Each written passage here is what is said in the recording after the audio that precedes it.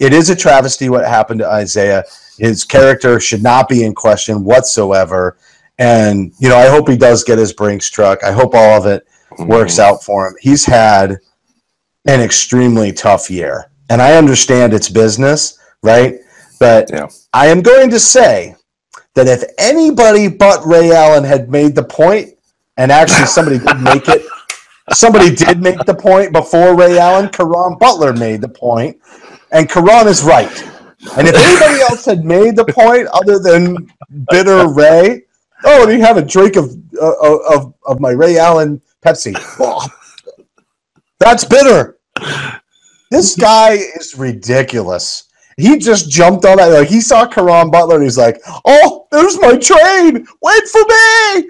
Yeah. Ran right down and just had to throw it. Listen, here's the first thing.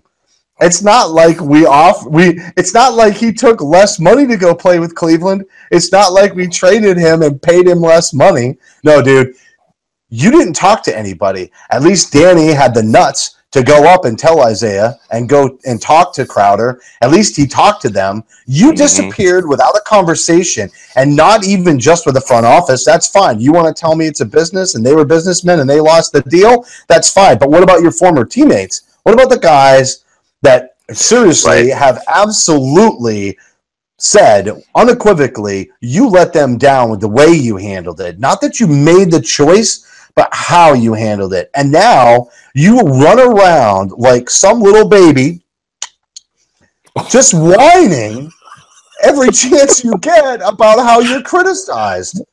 You deserve the criticism because of who you are. And I know I've been off on this soapbox before 1,000 times, but the fact that he just completely bogarted Isaiah Thomas's misery to go out and go, look at me again, I'm so bitter. That's a good point.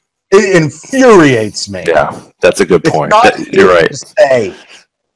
You know, it is kind of like the politicians that always run behind the thoughts and prayers thing when they really don't care about it. So whatever the issue is at the moment, but they just want to be part of the wave piling on.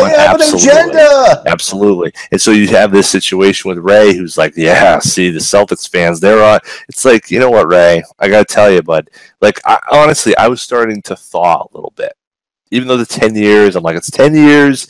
It's time to get over it. It's time to move on. It's time for all of us to just kind of let it go. But then he goes and does that again. There you go again, Ray Allen. There you go again. Shut your mouth. Shut your mouth. Like, honestly, dude, I get it. Like, you feel like you should be able to make a choice. And I agree that you should go to the highest bidder. But you didn't go to the highest bidder. You went to the lower bidder, who was the team who all your boys were trying to beat. And then you like are trying to sit there and say, well, they should understand. What? No, man. No. If you had went there for more money, if you gave them an opportunity to talk to you, absolutely. Exactly. He didn't give them an opportunity. Exactly. He didn't give them an opportunity to understand because he didn't talk to them. That's right. Ever. Even when he was on the team or afterwards, he wouldn't pick up the phone and say, hey, listen, hey, Ray, hey, Paul, listen, I'm going. KG, I'm out of here. You know, I tried, and yeah, I feel like they're going to move me if I do. I think that's a conversation they could have had, but it didn't happen. And so now he's latching himself onto this whole situation. And it's crazy because, you know, last week, the week after we did our last show, that's when the Paul Pierce announcement that he's going to be retiring his jersey at the Cavs game. I thought, my thought was that, well, you know, when they do this, by the time we're far enough down the road in February, that's enough time for everyone to kind of settle down. You know, maybe things get worked out. Maybe that's the time that, you know, the Celtics are able to come back, and then dumbass Ray Allen just pouring salt in that wound, picking that scab opening it up. Like, yeah, let's get this going again.